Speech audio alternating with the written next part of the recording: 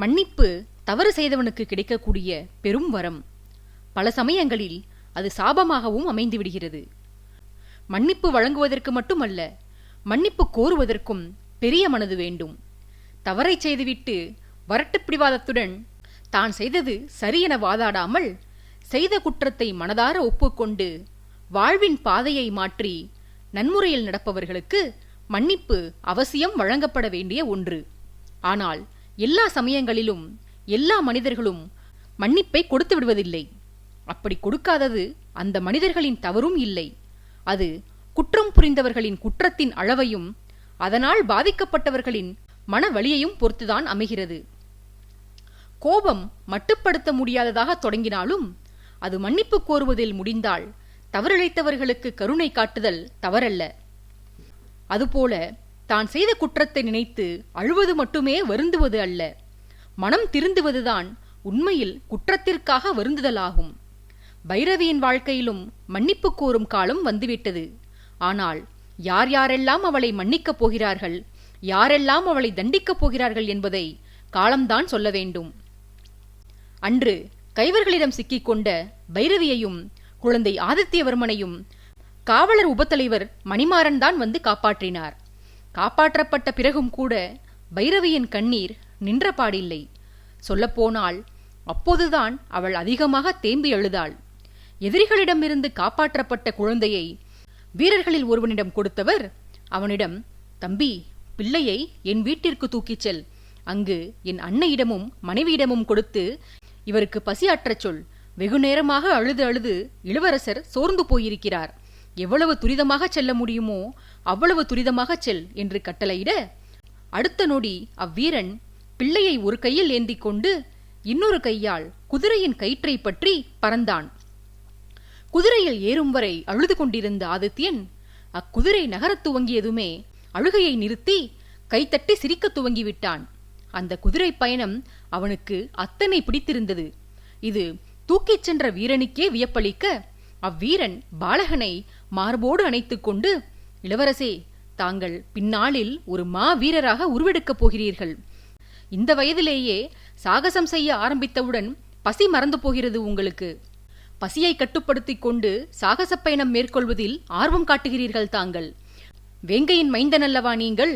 இதில் ஆச்சரியப்படுவதற்கு என்ன இருக்கிறது? ஆனால் உங்கள் திருமுகத்தை பார்த்தால் உங்கள் பாட்டனாரை விட, உங்கள் தந்தையை விட தாங்கள் பல மடங்கு வீரமும் தீரமும் பெற்று திகழ்வீர்கள் என்றே தோன்றுகிறது பிரபு. அப்படியொரு காலம் வரும்போது அப்போது கிழவனாக இருக்கும் என்னை மறந்துவிடாதீர்கள் இளவரசே. நீங்கள் மறந்தாலும் பரவாயில்லை. நீங்கள் மாவீரனாக உருவெடுக்கும் அப்பொன்னாளை காணாமல் நான் இவ்வுலகத்தை விட்டு செல்ல மாட்டேன் பிரபு என்று ஆசைகளோடும் ஆசையோடும் புகழ்ந்து வந்தவன் அன்பை கட்டுப்படுத்த மாட்டாமல் சிறுவன் ஆதித்யனின் நெற்றியில் அன்பு முத்தமிட்டான். குதிரை பயணத்தை ரசித்து வந்த போதிலும் வீரனது பேச்சுக்கள் யாவும் தனக்கு புரிந்தது போலவே பேசிய அம்மனிதனை பார்த்து பால் பற்கள் தெரியும்படி சிரித்தான் ஆதித்யவர்மன். பேசியபடியே சென்றதில் வீடு வந்ததே தெரியவில்லை. மணிமாறனின் உத்தரவுப்படி அவரது வீட்டில் பிள்ளையை சேர்ப்பித்த வீரன் பாலகன் யார் எவர் என்ற விவரம் குறித்து கூறியதோடு பிள்ளைக்கு ஆகாரம் புகட்டச் சொல்லிவிட்டு மணிமாறனிடம் செல்லாமல் இளவரசன் இருந்த அம்மாளிகைக்கு தானே காவல் நின்றான். அங்கே பைரவியை தேற்ற முயன்ற மணிமாறன் சட்டென இளவரசர் நினைவுக்கு வர சோமவர்மருக்கு இளவரசியும் பிள்ளையும் கிடைத்துவிட்ட தகவலை தெரிவிக்கும்படி தன் வீரனை அனுப்பி வைத்தார். பின்பு தரையில் அமர்ந்து அழுதபடி இருந்த பைரவிக்கு அருகில் மண்டியிட்டு அமர்ந்தவர், தேவி, இங்கு எதுவும் நேரவில்லை. தாங்களும் குட்டி இளவரசரும் நலமுடன் உள்ளீர்கள். தீமையிலும் நன்மையாக தாங்கள் என் ஊருக்கே வந்து சேர்ந்திருக்கிறீர்கள். நீங்கள் வந்திருக்கும் நேரம் பார்த்து சரியாக நானும் இங்கு இருக்கிறேன். கடவுள் நம்மை கைவிடவில்லை தேவி. மனதை திடப்படுத்திக் கொள்ளுங்கள். கிளம்பி வாருங்கள், என் வீட்டிற்கு செல்லலாம். நாட்டின் இளவரசி இவ்வாறு வெளியிடத்தில் அமர்ந்து அழுவது சரியல்ல என்று பைரவியை தேற்ற முயன்றார். பைரவியோ, என்னை இப்படியே விட்டுச் சென்று விடுங்கள் வீரரே. உங்களின் கருணைக்கு நான் தகுதியானவள் அல்ல. அன்று உங்களை நாடு கடத்தும்படி நான் ஆணையிட்டேன். ஆனால் இன்று நீங்கள்தான் என் மானத்தை காத்துள்ளீர்கள். நீங்கள் வர தாமதமாகியிருந்தால் என் மானமும் ஆதித்யனின் உயிரும் அந்த கயவர்களால் பறிக்கப்பட்டிருக்கும். உங்களைத்தான் கயவன் என எண்ணி வந்தேன் நான். ஆனால் நீங்கள்தான் காக்கும் கடவுளாக இங்கு வந்துள்ளீர்கள்.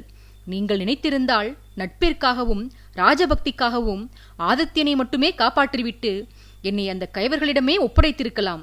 அல்லது அவர்களை கொன்ற கையோடு தாங்களே என்னையும் கொன்று போட்டு உங்கள் பழியை தீர்த்திருக்கலாம்.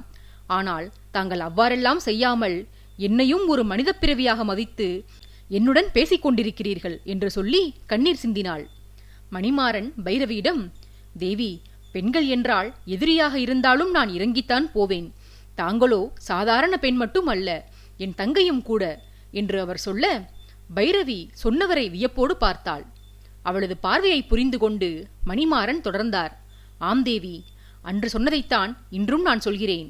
என் நண்பரின் தங்கை எனக்கும் தங்கைதான்.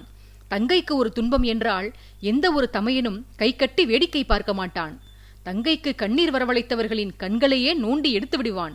தாங்கள் பச்சிலம் குழந்தையாக இருந்தபோது இளவரசர் சோமவர்மர் உங்களை தூக்கிக் கொண்டு கோட்டைக்குள் வலம் வருவார்.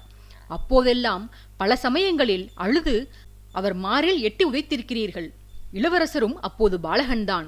இருந்தும் நீங்கள் உதைப்பதை தாங்கிக் கொண்டு உங்களது ஒவ்வொரு உதைக்கும் ஒவ்வொரு முத்தம் தருவார் அவர் உங்களுக்கு. அந்த காலகட்டத்தில் இருந்து நானும் உங்களை என் தங்கையாகவே பாவித்து வருகிறேன். நீங்கள் என்ன உதைத்தாலும் எனக்கு தங்கள் மீது கோபம் வராது தேவி. என்னுடன் வாருங்கள், என் வீட்டிற்கு செல்லலாம், மீதியை அங்கு சென்று பேசிக்கொள்ளலாம் என்றபடி கை கொடுத்து இளவரசியை தூக்கிவிட்டார் மணிமாறன். குதிரையில் ஏறிக்கொண்டவள் மணிமாறனை பின்தொடர்ந்தாள். ஆணவம், அகங்காரம் அனைத்தையும் அழித்தொழித்துவிட்ட பைரவி அன்று பார்ப்பதற்கு உண்மையிலேயே தேவதை போல காட்சியளித்தாள். செல்லும் வழியில் மணிமாறன் அங்கு சரியான தருணத்தில் வந்த விதம் குறித்து கேட்டாள். கதைகளிலும் காவியங்களிலும் மட்டுமே பெண்கள் ஆபத்தில் இருக்கும்போது மாவீரர்கள், கதாநாயகர்கள் எல்லோரும் காப்பாற்ற ஓடி வருவார்கள். நிஜ வாழ்விலும் இப்படியெல்லாம் நடக்கக்கூடுமா என்று தன் சந்தேகத்தை கேட்டாள். மணிமாறன் சிரித்துவிட்டு, கதாநாயகன் நானில்லை தேவி, தங்களது தமையன்தான். ஆம், தங்களையும் இளவரசரையும் காணவில்லை என்ற செய்தி சென்று சேர்ந்தவுடனேயே அரசகுமாரர் அனைத்து திசைகளிலும் ஆட்களை அனுப்பி தங்களை தேடும்படி ஆணையிட்டார். நான் நேற்றுதான் என் மனைவியுடன் சிங்காதனபுரத்தில் இருந்து கிளம்பி வந்தேன். இன்று காலை தங்களை தேடும்படி எனக்கு இளவரசரிடம் இருந்து செய்தி கிடைக்கப்பெற்றது. ஊர்க்காரர்கள் ஒரு பெண்ணும் ஒரு குழந்தையும் குதிரையில் சென்றதை தாங்கள் பார்த்ததாக என் வீரர்களுக்கு தகவல் கொடுத்தனர். எல்லாவற்றையும் இணைத்து பார்த்தபோது அந்த பெண்மணி தாங்களாகத்தான் இருக்க வேண்டும் என்று ஊர்க்காரர்கள் சொன்ன பாதையில் தேடி வந்தேன். நீங்கள் வந்த குதிரையின் தடங்களை பின்பற்றி வந்ததில் நான் சரியான இடத்திற்கு வந்து சேர்ந்தேன் தேவி, அவ்வளவுதான். இதில் என் வீரத்திற்கும் விவேகத்திற்கும் வேலையே இல்லை என்று பவ்யத்துடன் கூறினார்.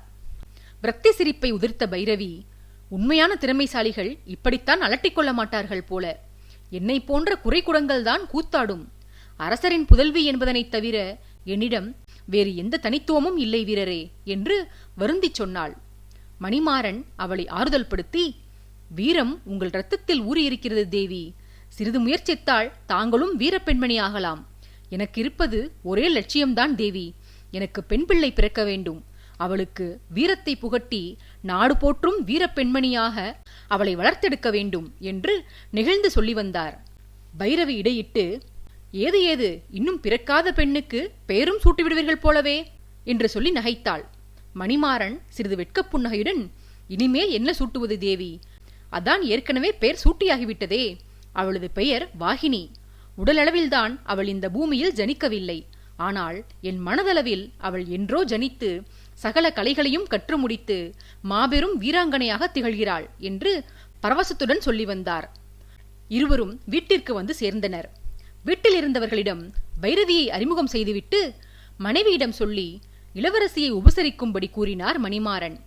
அவ்வீட்டில் பைரவிக்கு கிடைத்த ஒவ்வொரு கவனிப்பும் தனது தகாத செயல்களுக்காக தன்னை முள்சாட்டையால் அடித்ததை போன்ற வலியை ஏற்படுத்தியது அவளுக்கு. மணிமாறனின் உறவினர்கள் தன்னை திட்டியோ மனதை காயப்படுத்தியோ இருந்திருந்தால் கூட அத்தனை வருத்தம் இருந்திருக்காது அந்த பெண்ணுக்கு. ஆனால் தவறளித்தவள் என்று தெரிந்திருந்தும், மணிமாறனை கோட்டையை விட்டு விரட்டியடித்தவள் என்று தெரிந்திருந்தும் அவர்கள் காட்டிய கழிவிறக்கம் பைரவிக்கே உறுத்தலாக இருந்தது. நேரம் கடந்தது. மணிமாறன் அனுப்பியிருந்த செய்தி கிடைக்கப்பெற்று சோமவர்மர் அங்கு வந்து சேர்ந்தார். மகாதேவனும் உடன் வந்திருந்தார். வந்த இளவரசர் மகனை காண்பதற்கு முன்னதாக தங்கையிடம் சென்றே நலம் விசாரித்தார். தமையனை கண்டவளுக்கு குற்ற உணர்வினாலும் நேரவிருந்த அசம்பாவிதமும் நினைவில் தோன்றி அவள் கண்களை குளமாக்கியது. தங்கையை அணைத்துக் கொண்டு ஆறுதல் கூறி தேற்றிய பின்பே தன்னிடம் வருவதற்காக தாவிக்கொண்டிருந்த மகனை தூக்கினார் இளவரசர். தான் குதிரையில் பயணம் வந்த கதையை குழந்தை அவன் மொழியில் தந்தையிடம் விவரித்தான். வாசலில் நின்ற குதிரையையும் தன்னை தூக்கி வந்த வீரனையும் அவன் காட்டி காட்டி வாய்க்கு வந்த சத்தங்களையெல்லாம் எழுப்பி கதை கூறினான் ஆதித்யன். சோமவர்மரும் மகனது பேச்சு அனைத்தும் புரிந்தது போலவே தலையாட்டி ரசித்து கேட்டு வந்தார். ஆதித்யனை அழைத்து வந்த வீரன் குட்டி இளவரசரின் பேச்சை பெரிய இளவரசருக்கு மொழிபெயர்த்தான். சிறிது நேரம் ஓய்வெடுத்து பின்னர் மகாதேவனும் மணிமாறனும் பின்தொடர சோர்வாக இருந்த தங்கையை மணிமாறனின் மனைவியுடன் மாட்டு வண்டியில் அமரச் செய்து பயணம் கிளம்பினார் இளவரசர். ஆதித்யனை தூக்கிக் கொண்டு அவன் ஆசைப்பட்டபடி குதிரையில் அழைத்துச் சென்றார். வழியெங்கும் உற்சாகமும் துள்ளலும் தான் காணப்பட்டது அந்த சிறுவனிடம். செல்லும் வழிதோறும் பசிக்கு அழவே இல்லை. அவன் உறக்கத்திற்கு கண்களை சிறிது கூட மூடவில்லை. சோமவர்மர் பிள்ளையிடம், ஆதித்யா, நீ சுவர்களால் சூழப்பட்ட அந்த புறத்தில்தான் கண்ணுறங்க மறுக்கிறாய் என்றால் சில்லென மோதும் காற்று இதமாக மேனியில் பட்டும் உறங்க மாட்டேன் என்கிறாயேடா, உனக்கு உறக்கமே வராதா? விசித்திர பிறவியடா நீ என்று கடிந்து கொள்வது போல கொஞ்சி வந்தார் மகனை. மகாதேவன் இளவரசரிடம், சிறிய இளவரசர் விசித்திர பிறவி அல்ல பிரபு, அவர் அவதார பிறவி. பார்க்கடலில் பள்ளி கொள்ளும் பரந்தாமன் பாதிக்கண்களை திறந்து வைத்துக் கொண்டு விழித்தே இருப்பதைப் போல அவரது அவதாரமான இந்த குட்டி பிரபுவும் அவ்வாறே விழித்திருக்கிறார் என்று சொன்னபடியே மருமகனின் அருகில் வந்து அவனது கன்னங்களை பிடித்து கொஞ்சினார். சிறிதாவது உறங்கட்டும் என்று மாட்டு வண்டியில் அமர்ந்திருந்த பெண்களிடம் ஆதித்யனை கொடுத்தால் ஒரு கணம் கூட அவன் அந்த வண்டியினுள் அமரவில்லை.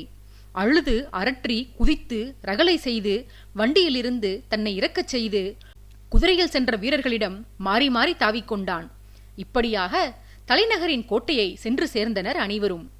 செல்லும் பாதையில் கூட சிறிது நிம்மதியாக இருந்து வந்த பைரவிக்கு கோட்டை நெருங்க நெருங்க மனது அடித்துக் கொண்டது. நாம் பிள்ளையை தூக்கிச் சென்ற தகவல் அனைவருக்கும் சென்று சேர்ந்திருக்கும். அனைவரும் நம்மை அரக்கி என தூற்றப் போகிறார்கள். அந்த அவமானத்தை சந்திப்பதற்கு பதிலாக இந்த பூமி பிளந்து நம்மை விழுங்கிவிட்டால் உத்தமமாக இருக்குமே என்று எண்ணியவள், நாம் என்ன சீதா பிராட்டியாரா? பூமித்தாயை பிளக்கச் சொன்னால் அது பிளந்து நம்மை உள்வாங்கிக் கொள்வதற்கு ஆணவமும் அகங்காரமுமாக வலம் வந்தோம். எதிர்ப்பவர்களை வேறறுக்க எண்ணினோம். அனைவரும் நம் காலுக்கு கீழே விழுந்து கிடக்க வேண்டும் என்று கருதினோம். பிறகு அவமானத்தை அனுபவித்துதானே ஆக வேண்டும். செய்த தவறுகளுக்கு தண்டனைகளை பெற்றுதானே ஆக வேண்டும் என்று மனதில் எண்ணியவாறு விதியை நொந்து கொண்டு கோட்டைக்குள் நுழைந்தாள் பைரவி. கடத்திச் செல்லப்பட்ட ஆதித்யன் அழைத்து வரப்படுகிறான் என்ற செய்தி வந்ததுமே இளவரசர் பிள்ளையை நேராக அரசரிடம்தான் அழைத்துச் செல்வார் என்பதை யூகித்து பிரபாவதியும் நீலாதேவியும் முன்பே அங்கு சென்று காத்திருந்தனர்.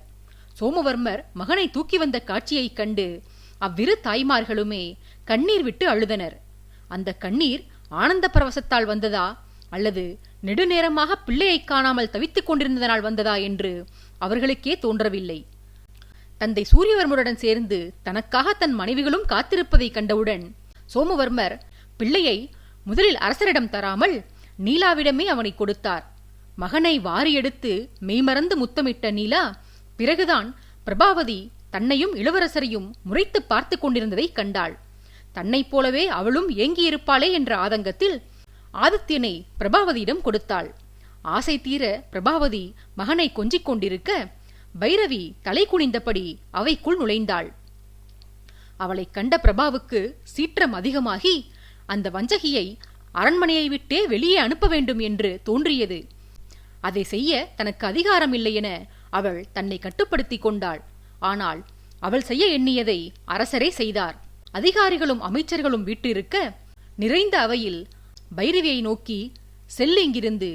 இப்படி ஒரு துஷ்ட காரியத்தை செய்த நீ என் மகளே அல்ல. இந்த அரண்மனையில் கயவர்களுக்கு இடமில்லை.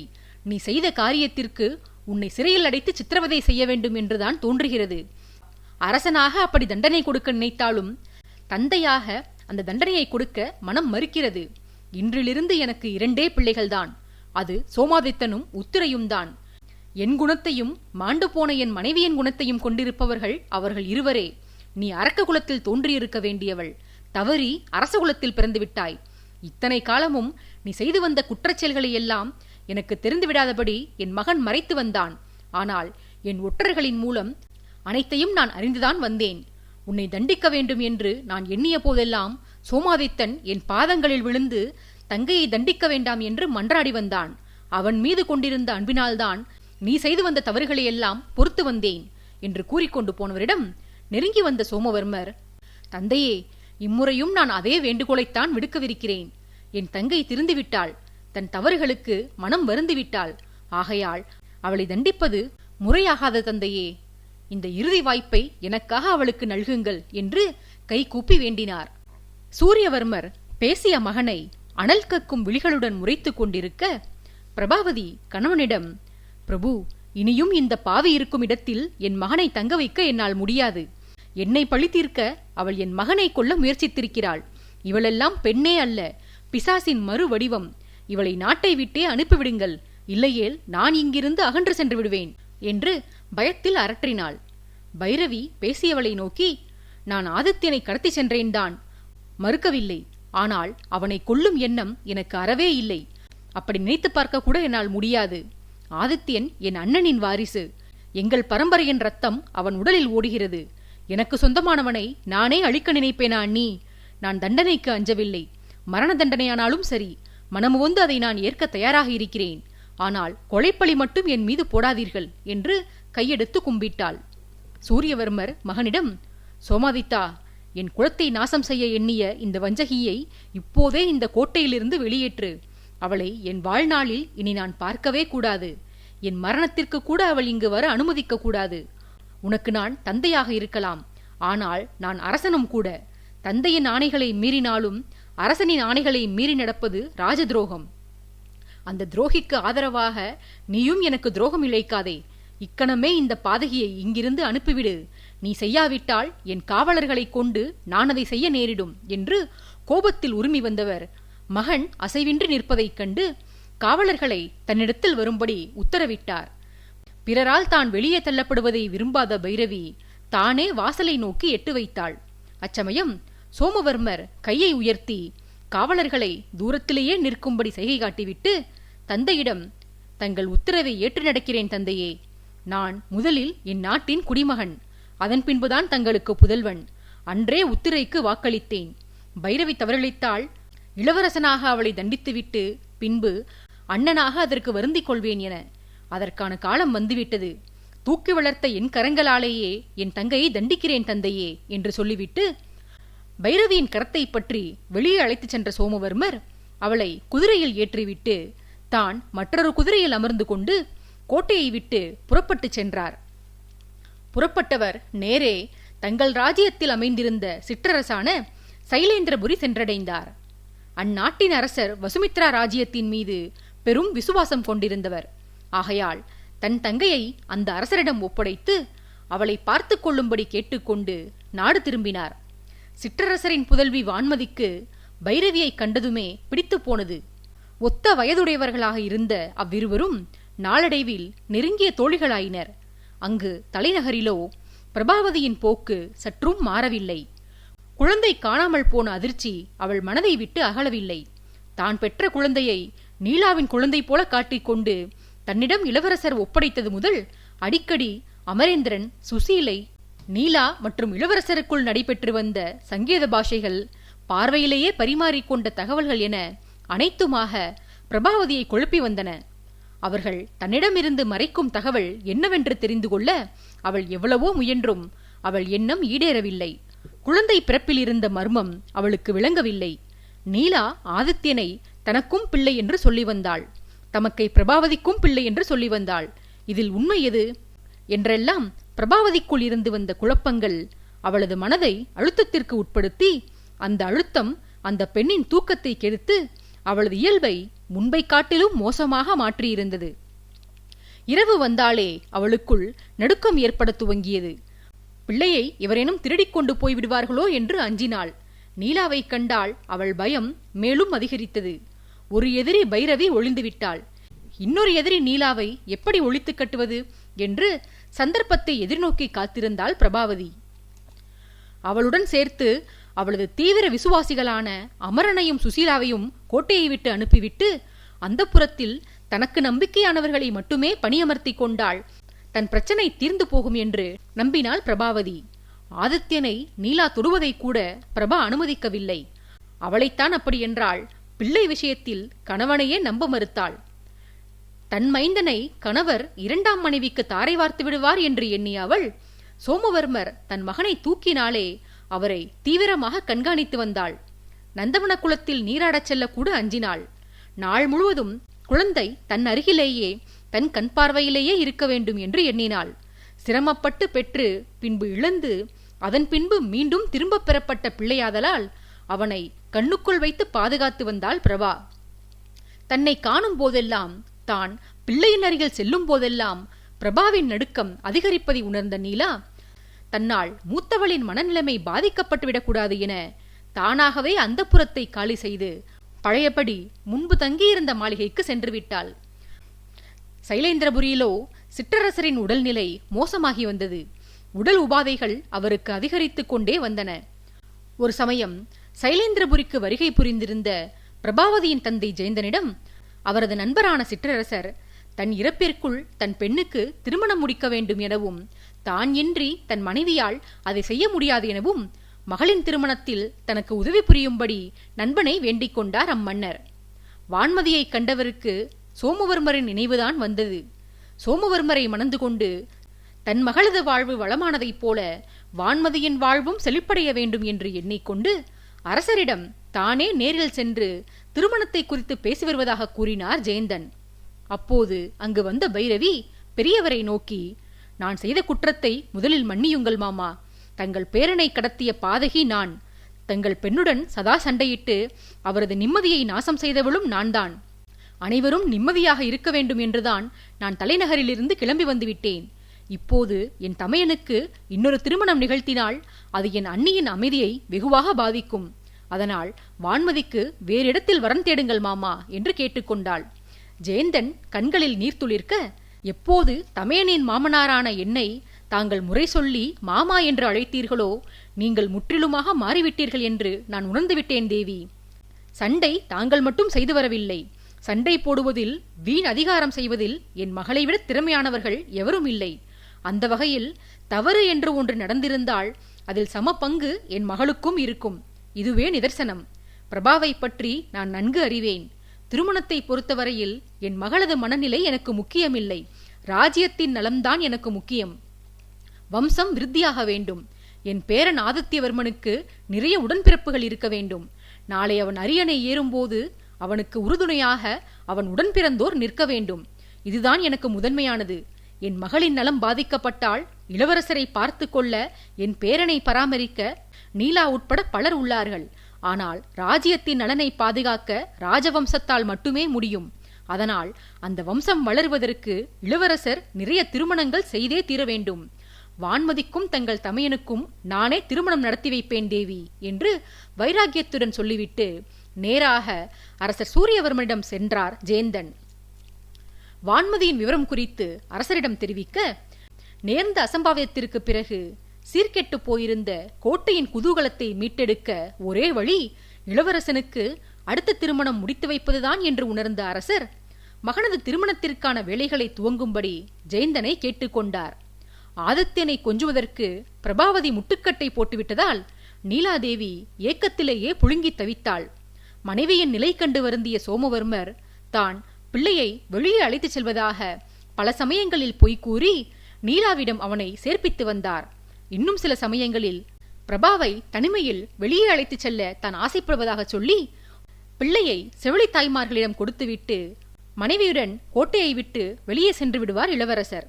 இளவரசரின் விருப்பம் அறிந்து அவர் மனைவியுடன் வெளியே சென்ற பிறகு செவிலித்தாய்கள் ஆதித்யனை நீலாவிடம் கொண்டு சென்று சேர்ப்பிப்பர். நீலாதேவி கானகத்தை பற்றியும் விலங்குகளை பற்றியும் விளக்கி வந்த விதம் ஆதித்யனுக்கு மிகவும் பிடித்து போனது. கதை சொல்லும்போது நீலாவின் முகபாவங்களும் தத்ரூபமாக விலங்குகளைப் போன்றே அவள் ஒலி எழுப்பும் விதமும் பச்சிலம் குழந்தையான ஆதித்யனுக்குள் ஒரு பெரிய ஈர்ப்பை ஏற்படுத்தியது. நீலாதேவி விலங்குகளை வர்ணித்தாள். அமரேந்திரன் தன் கரங்களை நிலத்தில் ஊன்றி 4 கால் பிராணியாகவே உருமாறி நீலாவின் வர்ணனைகளுக்கு ஏற்ப நடித்து காட்டுவார். ஆதித்யன் அமரனின் செய்கைகளை கைத்தட்டி கொண்டாடுவான். இப்படியாக பிஞ்ச பருவத்திலேயே கானகத்தின் எழிலை பற்றி நீலா புத்திரனுக்குள் விதைத்த ரசனை விதை அவன் வளர்ந்த பின்பு பன்மடங்கு பெருகி அவனை இயற்கையின் காதலனாகவே மாற்றியிருந்தது. கணவன் பிள்ளையை நீலாவிடம் அழைத்துப் போவது தெரிந்து அடிக்கடி அவருடன் சண்டை பிடித்து வந்தாள் பிரபாவதி. தன் பிள்ளை மீது பிரபாவுக்கு இருக்கும் உரிமை நீலாவிற்கும் உள்ளது என்று எத்தனையோ முறை எடுத்து கூறியும் பிரபா அதை பொருட்படுத்திக் கொள்வதாக தெரியவில்லை. பிரபாவின் செயல்களால் வெகுண்டு போயிருந்த இளவரசருக்கு வான்மதியுடனான திருமணம் பற்றிய தகவல் கிடைக்க தனது திருமணம் பிரபாவின் மனக்கவலையை மடைமாற்றும், அவளது கவலை தீராவிடனும் குறைந்தது பிள்ளையை பற்றிய பெருங்கவலை கணவன் தன்னை பற்றியதாக திசை மாறும் என்று உணர்ந்து திருமணத்திற்கு தயாரானார் சோமவர்மர்.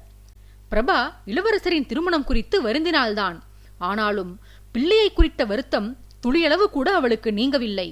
பிள்ளையானாலும் சரி, கணவனானாலும் சரி, இருவரும் தனக்கே சொந்தம், தன்னை தவிர வேறு எவருக்கும் அவர்கள் மீது உரிமை இல்லை என்று எண்ணி வந்தாள் பிரபா. சாமானிய பெண்ணுக்கு இந்த உணர்வுகள் இருந்திருந்தால் அதில் தவறேதும் இல்லை. ஆனால் எதிர்கால சக்கரவர்த்தியின் மனைவிக்கு இந்த எண்ணம் தவறு என்று பலரும் எடுத்து கூறியும், ஏன் பெற்ற தந்தையே எடுத்து கூறியும் பிரபா நிம்மதியடைந்ததாக தெரியவில்லை. சோமவர்மருக்கு வான்மதியுடன் திருமணம் நடந்தேறியது. அவள் பிறந்தது சிற்றரசர் குலத்தில் என்றாலும் அன்பிலும் பண்பிலும் எந்த அகங்காரமும் இல்லாமல் அடக்கமாகவே இருந்து வந்தாள் அவள். பிரபாவையும் நீலாவையும் சாதாரண அதிகாரிகளின் பெண்கள்தானே என்று அலட்சியமாக நடத்தாமல் அவர்களுடன் அன்பாக பழகி வந்தாள். பிரபாவதியின் குணம் புதியவளோடு அவளை இணக்கமாக இருக்க விடவில்லை. வான்மதி திருமணம் முடிந்து அந்தப்புறம் சென்ற நாள் முதலாகவே பிரபாவதி புறங்கூறல்களையும் கண்ணீர் சிந்துவதையும் நாள் தவறாமல் செய்து வந்தாள். மூத்தவளுடன் நெருக்கமாக பழக முற்பட்டும் அவள் சிறிதும் வளைந்து கொடுக்காததால் வான்மதிக்கே சலித்து போய்விட்டது. திருமணம் முடிந்த சில மாதங்களிலேயே சைலேந்திரபுரியின் மன்னரான அவளது தந்தை மாண்டு போகவே வான்மதி துக்கத்தில் துவண்டு போனாள். தந்தையின் இறுதி காரியத்திற்கு போனவள் துக்கம் தாழாமல் மாதக்கணக்கில் அங்கேயே தங்கிவிட்டாள். பைரவி எவ்வளவோ முயன்றும் தோழியான வான்மதியை அவளால் தேற்ற இயலவில்லை. நீலாதான் வான்மதிக்கு மருந்து என்று உணர்ந்த சோமவர்மர் சைலேந்திரபுரியின் ராஜ்ய காரியங்களை பைரவியிடம் ஒப்புவித்துவிட்டு வான்மதியை ஆதித்தபுரிக்கு அழைத்து வந்து அவளை அந்தப்புரத்தில் அல்லாமல் நீலாவின் மாளிகையிலேயே தங்க வைத்து விட்டார். திருமணமான புதிதிலேயே வான்மதியை நீலாவின் மாளிகையில் தங்க வைக்கலாம் என்றுதான் இளவரசர் முடிவு செய்திருந்தார். ஆனால் ஒரு புறம் வான்மதியை எங்கு தங்கச் செய்தால் நீலாவுடனான தனது தனிமைக்கு பங்கம் விளையும் என்பதாலும் இப்படி எல்லா மனைவிகளையும் பிரபாவதிக்கு பயந்து அந்தப்புரத்தில் இல்லாமல் வெளியே தங்க வைத்தால் கோட்டைவாசிகள் பிரபாவதி மீது சண்டைக்காரி, எவரோடும் ஒத்துப்போகாதவள் என்று பழிச்சொற்களை வீசி தாக்கக்கூடும் என்று நீலா அறிவுறுத்தி இருந்ததாலும் முன்பு வான்மதியை அந்தப்புரத்தில் தங்கச் செய்திருந்தார் அவர். ஆனால் தந்தையை பிரிந்த பெண்ணின் மனநிலையை கருத்தில் கொண்டவருக்கு பிரபாவின் கௌரவத்தின் மீதான அக்கறை அகன்று போனது. வான்மதி நீலாவின் மாளிகைக்கு சென்று சில நாட்கள்தான் ஆகியிருக்கும். அதற்குள் தன்னுள் ஒரு புதிய மாற்றத்தை உணர ஆரம்பித்தாள் வான்மதி. நீலாவின் பேச்சிலும் செய்கைகளிலும் ஏதோ தெய்வீகத்துவம் இருப்பதை உணர்ந்தாள் வான்மதி. எப்பேற்பட்ட கவலையையும் போக்கிவிடக்கூடிய மந்திர சக்தி நீலாவின் சந்திரவதனத்தில் இருக்கிறது என்று உணர்ந்தவள் அக்கா அக்கா என நீலாவுடன் அன்புடன் பழகி வந்தாள். அப்போது சுமார் 3 வயதை எட்டியிருந்த ஆதித்யன் மாளிகைக்கு வந்த போதெல்லாம் நீலாவுடன் சேர்ந்து வான்மதியும் குழந்தையை கொஞ்சம் மகிழ்ந்து வந்தாள். ஒரு சமயம் வழக்கம் போல பிரபாவதியிடம் நகரை பார்வையிட்டு வரலாம் என சொல்லி ஆதித்யனை செவிலித்தாய்களிடம் ஒப்படைத்துவிட்டு பிரபாவதிக்கு தெரியாமல் சோமவர்மர் அவர்களுக்கு ஜாடை செய்துவிட்டு கிளம்பினார். அவரது ஜாடையை புரிந்து கொண்ட பெண்கள் இளவரசர் சென்ற பிறகு குழந்தையை நீலாவிடம் விட்டு வந்தனர். பைரவி சென்ற பிறகு அந்தப்புற பணிப்பெண்கள் பலரையும் சோமவர்மர் மாற்றிவிட்டதால் பிரபாவதிக்கு ஒற்றுவேளை பார்க்கவும் அவளை தூண்டிவிடவும் எவரும் இல்லாதிருந்தனர். அதனால் இத்தனை காலமும் இளவரசரின் செயல் பிரபாவதிக்கு தெரியாமல் இருந்து வந்தது.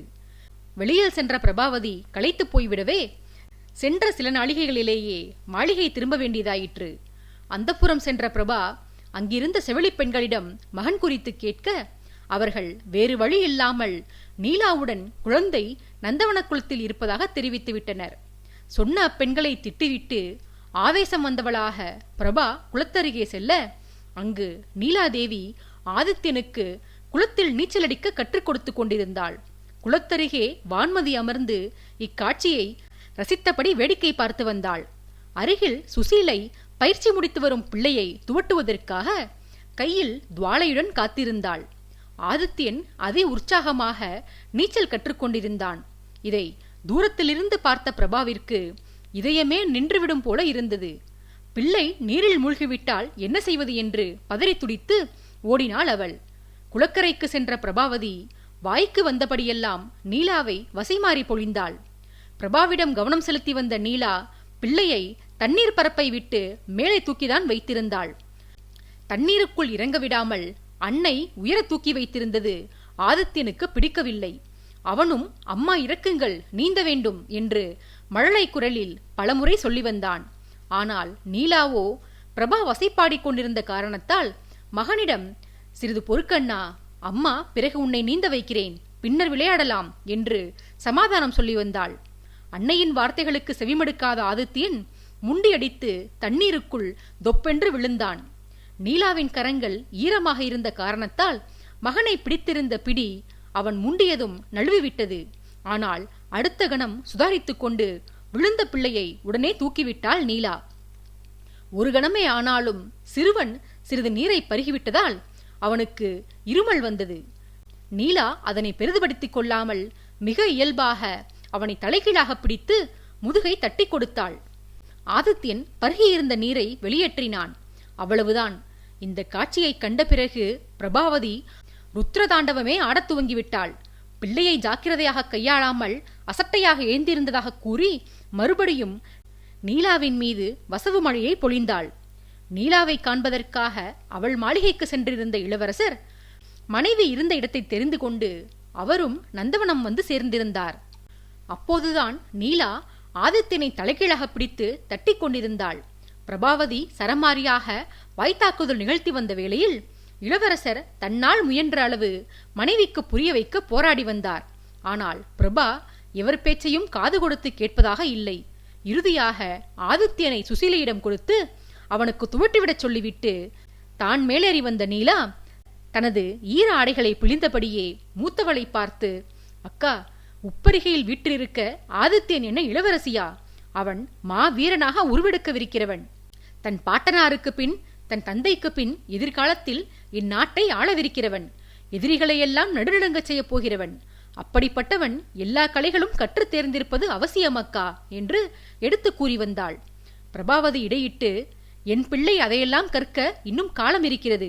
3 வயதிலேயே அனைத்தையும் கற்று என்ன செய்ய போகிறான் அவன் என்று வாதிட்டாள். நீலா பதிலளித்தாள், அக்கா, அவன் உங்களுக்கு மட்டும் பிள்ளையல்ல, அவன் எனக்கும் பிள்ளைதான். வான்மதிக்கும் அவன் பிள்ளைதான். ஆதித்யனை என் மகன் என்று நான் ஒருபோதும் சொல்லிக் கொண்டது கிடையாது. நம் மகன் என்றே சொல்லி வந்திருக்கிறேன். தாங்களும் அவ்வாறு சொல்லி வருவதே நல்லது. இல்லையேல் இளவரசரின் அதிருப்திக்கு தாங்கள் ஆளாக நேரிடும். எதிர்கால அரசன் கற்றுக்கொள்ள வேண்டிய வித்தைகள் ஏராளம் உண்டு. இவன் அரியணையில் ஏறுவதற்கு முன்பாக அவன் தந்தையைப் போன்றே அத்தனை வித்தையிலும் தகுதி பெற்றவனாக விளங்குதல் வேண்டும். அதற்கு இப்போதிருந்தே இந்த பயிற்சிகளையெல்லாம் மேற்கொண்டு வந்தால்தான் சரியாக இருக்கும். நீச்சல் கற்றுக்கொண்டால் பிள்ளை தண்ணீர் குடிக்கத்தான் செய்வான். இத்தனை நேரமும் நான் அவனை கவனமாகத்தான் பார்த்து வந்தேன். நடுவில் நீங்கள் வந்து பேசியதால்தான் அவன் மீதிருந்த கவனம் சிறிது சிதறியது. ஆயினும் எச்சரிக்கையாகத்தான் இருந்தேன். அதனால்தான் உடனேயே தூக்கிவிட்டேன். ஆதித்யன் எனக்கும் பிள்ளைதான் அக்கா. என் உயிருள்ள வரையில் அவனுக்கு ஒருபோதும் தீங்கு நேர நான் அனுமதிக்க மாட்டேன் என்று வைராகியத்துடன் சொல்லி வந்தவள் சுசீலையிடமிருந்து பிள்ளையை வாங்கி அவனுக்கு தன் கையால் துவட்டிவிட்டு பின்பு மகனை மார்போடு அணைத்து கொண்டு, இன்று சின்னஞ்சிறு பாலகனாக என் மார்பில் சாய்ந்திருக்கும் இவன் வெகு விரைவில் வளர்ந்து நான் அவனை அண்ணாந்து நோக்கும் காலம் வரவேண்டும். அன்றைக்கு நான் அவன் மார்பில் சாய்ந்திருக்க என் மகன் என்னை அணைத்து கொண்டு அம்மா என அன்போடு என்னை அழைத்து என் நெற்றியில் முத்தமிட வேண்டும். உயரத்திலும் புகழிலும் வானளவு வளர்ந்து நிற்கும் அவனை கண்டு நான் ஆனந்த கண்ணீர் வடிக்க வேண்டும். போரினால் உண்டான வீரத்தழும்புகளை இவன் உடலில் நான் காண வேண்டும். தங்கமும் வைரமும் அலங்கரிக்கும் இவன் தேகத்தில் போரில் வீரத்தை காட்டியதால் உண்டான வீரத்தழும்புகளும் இவனது அழகிய உடலை அலங்கரிப்பதை நான் கண்ணார கண்டு ரசிக்க வேண்டும். இந்த வீரனின் அன்னையர்களுள் நானும் ஒருத்தி. இவனுக்கு பாலூட்டி சீராட்டி வளர்த்தவள் நான் என்று பெருமை கொள்ள வேண்டுமன்று. எதிரிகளை துவம்சம் செய்து ராஜ்யங்கள் பலவற்றை வென்று வீர திருமகனாக திரும்பி வரும் நம் மைந்தனை அவனை அணைத்தபடி என் கண்ணீரால் அவனுக்கு அர்ச்சனை செய்ய வேண்டும். இதுதானக்கா என் ஆசை. இந்த ஆசை நிறைவேறுவதற்காக நான் எதையும் தியாகம் செய்ய சித்தமாக உள்ளேன். அந்த பொன்னாளை எதிர்நோக்கிதான் என் ஆயுளை கழித்து வருவேன் என்று மகனை மேலும் இறுக்கமாக அணைத்தபடி கண்ணீர் நிரம்பி வழிய சொல்லி வந்தாள் நீலா. பிரபாவதி ஆதித்யனை நீலாவிடமிருந்து பறித்து கொண்டு விறுவிறுவென நடந்தாள். அவள் அந்த புறத்திற்கு தான் செல்கிறாள் என்று எண்ணிக்கொண்டு இளவரசர் மனைவியை பின்தொடராமல் நீலாவிற்கு ஆறுதல் கூறியபடி நின்றிருந்தார். சற்று நேரத்தில் 2 தளங்களை கொண்டிருந்த அரண்மனையின் மேல் மாடிக்கு சென்ற பிரபாவதி நீலா தலைநகரை விட்டு செல்லாவிடில் தான் பிள்ளையுடன் கீழே குதித்துவிடப் போவதாக சொல்லி மிரட்டினாள். பக்கத்தில் இருந்த மாளிகையின் உச்சியிலிருந்து சத்தம்தான் கேட்டதை தவிர பிரபாவின் உருவம் குளத்தருகே இருந்தவர்களுக்கு தெரியவில்லை. பின்பு சத்தம் கேட்ட இடத்தின் கீழ்ப்பகுதியில் இருந்து பலரின் கூச்சல் ஒலிகள் கேட்க சோமவர்மர் அவ்விடத்தை நோக்கி சென்றார். மாளிகையின் உச்சியில் நின்று கொண்டு பிரபா தான் முன்பு சொன்னதையே மறுபடியும் சொல்லி மிரட்டினாள். இருமுறை விழுவது போல போக்கு காட்டினாள்.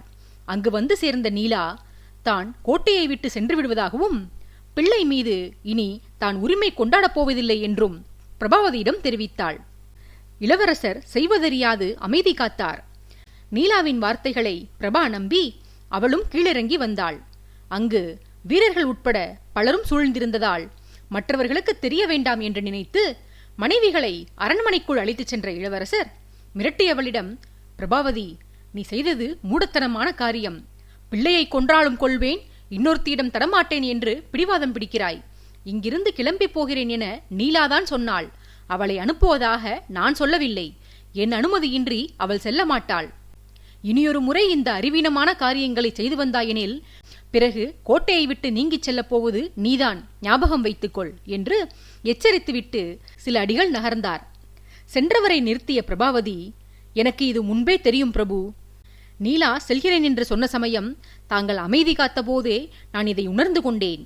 தாங்கள் என்னைத்தான் பிரிய எண்ணுவீர்கள், நீலாவை பிரிய விடமாட்டீர்கள் என. உங்களை சார்ந்தவர்களால் எப்போதுமே எனக்கும் என் பிள்ளைக்கும் ஆபத்து வந்து கொண்டேதான் இருக்கிறது. அன்று உங்கள் தங்கை என் மகனை கடத்திச் சென்று என்னிடமிருந்து அவனை பறிக்க பார்த்தாள். இந்த நீலாவோ எனக்கு வாழ்நாள் அச்சுறுத்தலாக இருக்கிறாள். என் பிள்ளையின் மீது எனக்குள்ள உரிமையை யாருக்கும் என்னால் தாரை வார்க்க முடியாது. இளவரசே, என் முடிவை கேட்டுக்கொள்ளுங்கள். இப்படியே பயந்து பயந்து என்னால் இங்கு வாழ்க்கை நடத்த முடியாது. நான் என் பிறந்தகத்திற்கே செல்கிறேன். என் மகன் அரியணையில் ஏறுவதும் வித்தைகள் கற்றுத் தேறுவதும் எனக்கு முக்கியமல்ல. அவன் உயிருடன் இருந்தால் அதுவே எனக்கு போதும். உங்கள் உறவினர்கள் என் மகனை உயிருடன் விடமாட்டார்கள் என்று நான் தெரிந்து கொண்டு விட்டேன். இந்த கணமே இங்கிருந்து நான் கிளம்புகிறேன் என்று கோபத்தில் உருமியவள் உண்மையிலேயே கோட்டையை விட்டு கிளம்பிவிட்டாள். பிரபாவதி காவலர்களுக்கு உத்தரவிட்டு மூடுதேரில் ஏறி சென்று கொண்டிருக்க சோமவர்மர் மனைவி செல்வதை பொருட்படுத்திக் கொள்ளாமல் அடுத்த வேலையை பார்க்க சென்று விட்டார். நீலா கணவன் பின்னால் சென்று தான் கோட்டையை விட்டு செல்ல அனுமதி வழங்கி பிள்ளையுடன் செல்பவளை அழைத்து வரச் சொல்லி கதறியள, அவரோ, எதுவும் நடக்காது நீலா, தைரியமாக இரு. பரதபுரியின் ஊர்ச்சபை தலைவர் ஜெயந்தனை பற்றி அவர் பெண்ணான பிரபாவதியை விட நான் நன்கு அறிவேன் என்று ஒற்றை வரியில் சொல்லிவிட்டு சென்றார் சோமவர்மர். நீலா வான்மதியின் மன்றாடல்கள் எடுபடவில்லை. இறுதியில் இளவரசர் சொன்னதுதான் நடந்தேறியது. பிள்ளையுடன் பிரபா தந்தை வீட்டிற்கு சென்றாள். மகளது கோலத்தை கண்ட ஜெயந்தன் அங்கிருந்த பணியாளர்களையும் காவலர்களையும் கலைந்து போகச் சொல்லிவிட்டு வாயிலில் நிற்க வைத்தபடியே நடந்ததை பற்றி மகளிடம் விசாரித்தார். பிரபா நடந்தவற்றை சொல்லி அழுதாள். அனைத்தையும் கேட்டுக்கொண்ட மனிதர் பேரனை மகளிடமிருந்து பெற்றுக்கொண்டு அவனை வீட்டினுள் அனுப்பிவிட்டு மகளை நோக்கி, ஓடி வந்தவளுக்கு என் வீட்டில் இடம் கிடையாது, செல்லிங்கிருந்து. இளவரசி பைரவியை குறை கூறினாயே, அப்பெண்ணுக்கும் உனக்கும் என்ன வித்தியாசம்? அவளும் ஆதித்யனை பெற்றவர்களிடமிருந்து பிரித்து ஓடிச் சென்றாள். நீயும் அதைத்தான் செய்துவிட்டு வந்திருக்கிறாய். ஆதித்யனின் பிறப்பில் உள்ள மர்மம் இன்னமும் நீங்கிய பாடில்லை. நடந்தவற்றை ஆராய்ந்து பார்த்தால் அவன் நீலாவிற்கு பிறந்தவனாகவே இருத்தல் வேண்டும் என்றுதான் தோன்றுகிறது. அந்த பெண் பெரிய மனதுடன் பிள்ளை இழந்த உன்னிடம் தான் பெற்ற மகனை கொடுத்து உன்னை மகிழ்வித்திருக்கிறாள். நீயானால் தங்க இடம் கொடுத்தால் அரண்மனையே தனக்கு சொந்தமாக வேண்டும் என்று உரிமை கோருவது போல வளர்க்க கொடுத்த மகனை உனக்கே சொந்தமாக்கிக் கொள்ள எத்தனிக்கிறாய். தாயில்லாத பெண் என்று உனக்கு செல்லம் கொடுத்து வளர்த்து வந்தேன். ஆனால் நீயோ இன்னொரு தாயிடமிருந்து அவள் பிள்ளையை பறித்து வந்திருக்கிறாய். நீ போய்விட்டால் எனக்கு நீலா வான்மதி என இன்னும் 2 மகள்கள் இருப்பர். என் பேரனுக்கு அந்த இருவரும் அன்னைகளாக இருப்பர். அதனால் நீ எங்கு வேண்டுமானாலும் செல்லலாம். யாரும் உன்னை தடுக்கப் போவதில்லை. வீட்டை விட்டு ஓடி வந்து ராஜகுடும்பத்திற்கு அவமானம் தேடித்தந்த உனக்கு ராஜ்யத்தின் சேவகனான என் வீட்டில் இடமில்லை என்று முகத்தில் அறைந்தாற்போல் கூறிவிட்டு வீட்டினுள் செல்ல அடியெடுத்து வைத்தார் ஜெயந்தன். பெற்றவர் இத்தனை சொல்லியும் மனம் மாறாத பிரபாவதி, நான் சென்று விடுகிறேன் தந்தையே. என் மகனை என்னிடம் கொடுத்து விடுங்கள். இனி உங்கள் வீட்டின் பக்கமே வரமாட்டேன். ஆதித்யன் எனது பிள்ளைதான். எனக்கு அது நன்கு தெரியும். என் மகனை தூக்கிக் கொண்டு நான் எங்காவது கண்காணாத தூரத்திற்கு சென்று விடுகிறேன் என்று அழுது புலம்பினாள். உள்நோக்கி சென்ற ஜெயந்தன் திரும்பி வாயிலுக்கு வந்து, நியாயப்படி அரச வாரிசை கடத்தி வந்த உனக்கு தண்டனை கொடுத்தே தீர வேண்டும். இளவரசியாக இருந்த போதிலும் பைரவிக்கு தலைநகருக்குள் நுழையக்கூடாது என்று கட்டளை விதிக்கப்பட்டு அவளது அதிகாரமும் அந்தஸ்தும் பறிக்கப்பட்டு விட்டன. அரசரின் மகளுக்கே இந்த நிலை என்றால் சாதாரண அதிகாரியின் மகளான உனக்கு எத்தனை கொடுமையான தண்டனை கொடுக்க வேண்டும். இருந்தும் நான் அதை செய்யவில்லை.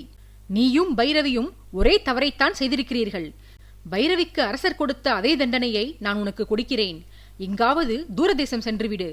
பிள்ளை உனக்கு கிடைப்பான் என்று கனவிலும் எண்ணாதே. அவன் ராஜாங்கத்தின் சொத்து. சேர்க்க வேண்டிய இடத்தில் அவனை சேர்ப்பிப்பேன். நிர்வாக அதிகாரியாக எனது பணியில் இதுவரையிலும் நான் தவறிழைத்ததில்லை. இன்றுதான் முதல் தவறை செய்யவிருக்கிறேன். ராஜதுரோகியான உன்னை சிறையில்தான் அடைக்க வேண்டும். ஆனாலும் பெற்ற பாசத்திற்காக உன்னை விட்டு வைக்கிறேன். ஓடிச் சென்றுவிடு இங்கிருந்து என அதட்டி கதவுகளை ஓங்கி அறைந்தார். பிரபாவதி நிலை குலைந்து போனாள். அதிர்ச்சியில் சில கணங்கள் செயலிழந்து நின்றாள். பின்பு நிதானம் வரப்பெற்று தந்தையின் குணத்தை நினைவு கூர்ந்து, அரசருக்கும் இளவரசருக்கும் விரோதமான காரியங்களை செய்தால், அவர்களது மனங்கள் நோகும்படி செய்தால் தந்தை நிச்சயம் மன்னிக்க மாட்டார் என்று உணர்ந்து கால் போன திக்கில் சென்றாள் அவள். நாட்கள் வாரங்களாகி வாரங்கள் மாதங்களாகி இருந்தன. பிரபாவதி எங்கெங்கோ சென்று இறுதியில் ஒரு கிராமத்தில் அடைக்கலம் புகுந்திருந்தாள். தான் யார் என்ற உண்மையை மறைத்து வாழ்வின் மீதே பற்றுதல் இல்லாமல் வாழ்நாளை நகர்த்தி வந்தாள். ஆதித்யனை கடத்திச் சென்ற நிகழ்விற்கு பின்னால் பைரவி மனம் வருந்தி திருந்தியதைப் போல பிரபாவதியும் அந்த குட்டி இளவரசனை தூக்கி வந்த நிகழ்விற்கு பின்னால் மனமும் குணமும் மாறிப்போனாள். மாறிப்போயிருந்தது பிரபாவதி மட்டுமல்ல, தலைநகரில் பல விஷயங்களும் மாறித்தான் போயிருந்தன.